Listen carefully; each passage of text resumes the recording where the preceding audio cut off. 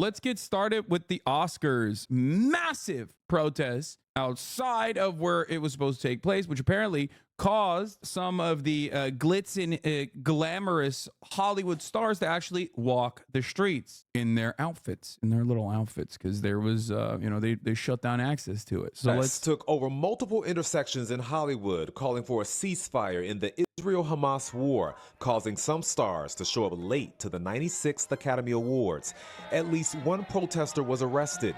The red carpet leading into the Dolby Theater was cordoned off for several blocks in every direction, with a security checkpoint on Hollywood Boulevard. This is just such like police state shit, honestly. Such police state shit, straight up.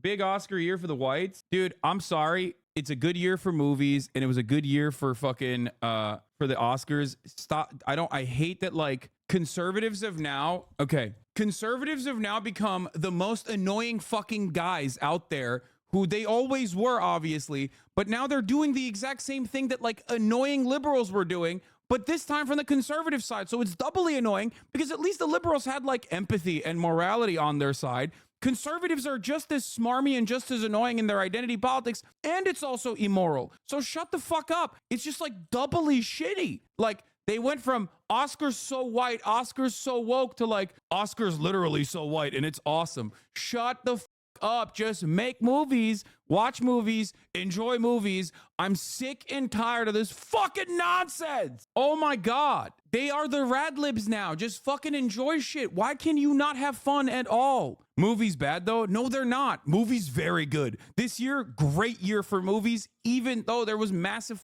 fucking strikes happening. And this upcoming year now, 2024, already started out with a goddamn banger with Dune 2. Okay? Movies are back, and everyone is saying it. The Oscars is still incredibly fucking libbed up. It was always libbed up as an institution. And obviously, as a liberal institution, it has some conservative reactionary values, right? That's the reason why you see like open applause for 20 Days of Mariupol, which it deserves for the record. But then like it's relatively controversial to talk about Gaza in similar terms. Like there's obviously like some reactionary shit, some liberal shit, some things that are permissible, some things that are not. The notion that Cillian Murphy winning Best Actor is somehow woke or not woke is idiotic. It was stupid when the fucking Radlibs were talking about it under similar terms as well, by the way, to be like, oh wow, this is really messed up. I can't believe like they're not celebrating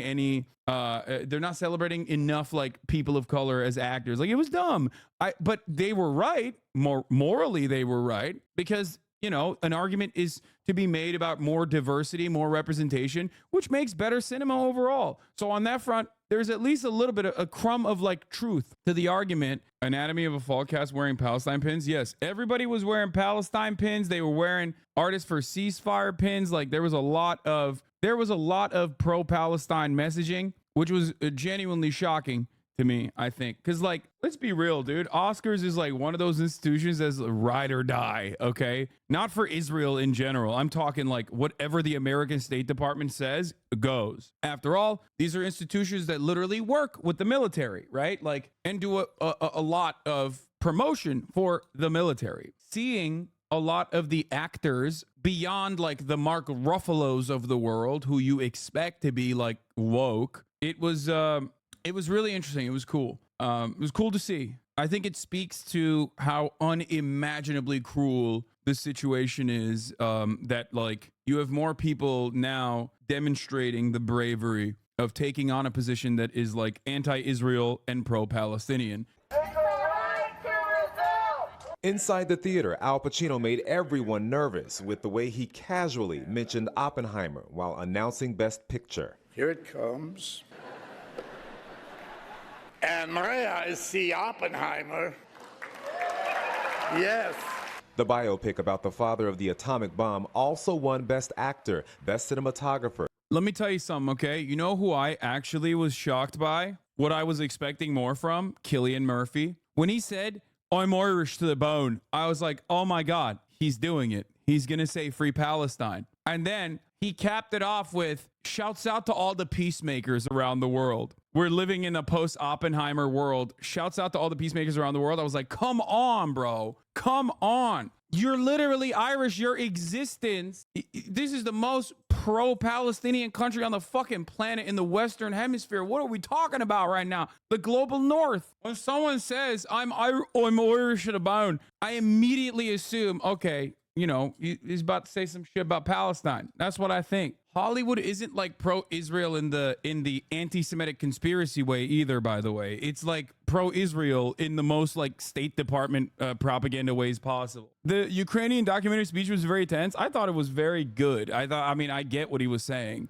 that I wish I didn't have to make this movie. I wish I never got this Oscar. I would trade it for Russia not invading Ukraine in a heartbeat, which makes total sense.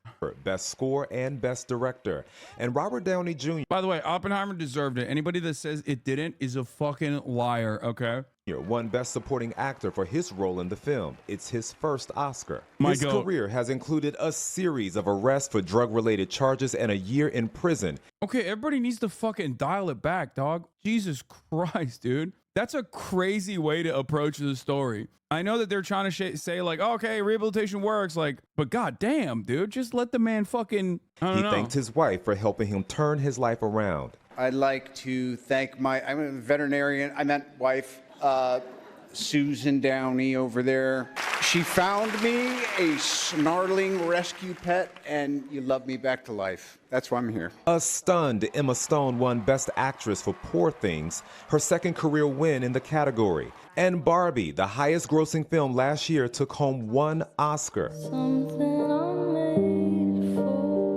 Dude, I think I'm Just Ken got robbed on this, straight up. I'm a loyalist of I'm Just Ken. I think that's a great song. Unironically, such a good song. Billie Eilish and her brother Phineas won for their song What Was I Made For? Eilish is now the youngest 2-time Oscar winner ever at 22.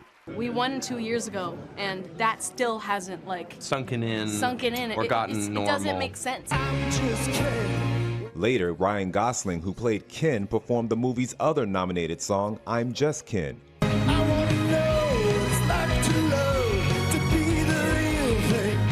Dude, Ryan Gosling is crazy, dude. He is so fucking... This performance was phenomenal. There was a lot of like mid performances, I think, of that night. I really thought this performance was great. He is very talented. He is. The performance included guy. 3 dozen backup Kens. I'm just Ken, anywhere else I could be Ken. And an appearance by Slash from Guns N' Roses.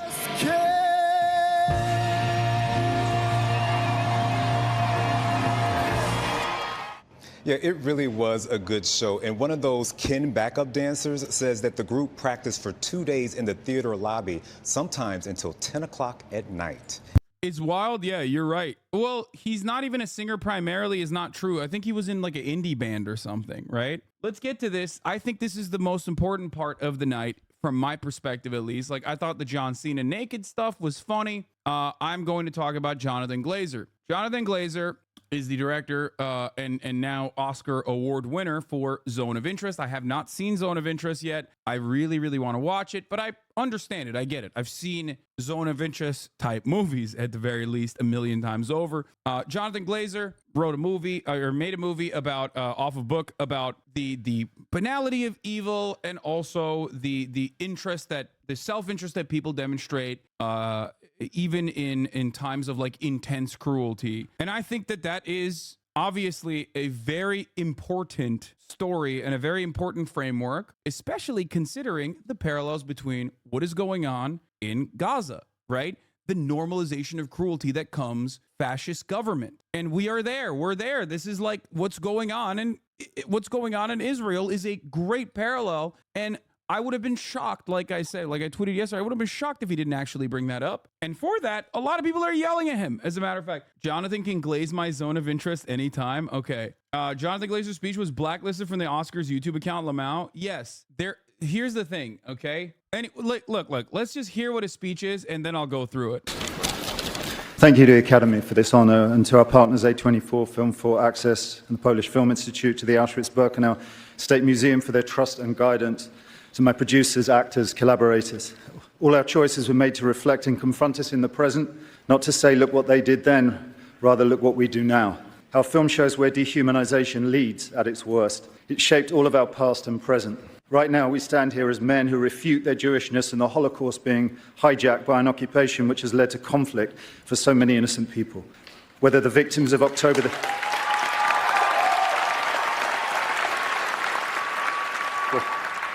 Whether the victims of October the 7th in Israel or the ongoing attack on Gaza, all are victims of this dehumanization. How do we resist?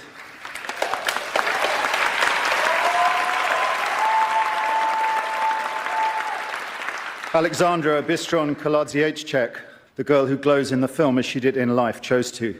I dedicate this to her memory and her resistance. Thank you.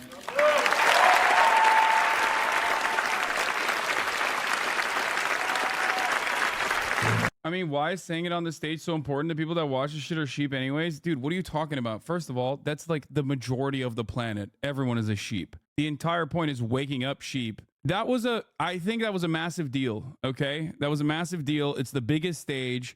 His movie directly talks about it. It was a very brave thing for him to say. And the reason why it's a very brave thing for him to say, obviously, like a lot of you are brain broken from hearing me constantly fucking talk about this. But there's a very big difference between me talking about this on my stream versus saying it at the fucking Oscars after winning as a Jewish man, winning a award for your movie that literally talked about the Holocaust. The fact that you're bringing that up there, he is the perfect person to talk about this, okay? The perfect person, the singular perfect person to talk about this on that stage was him.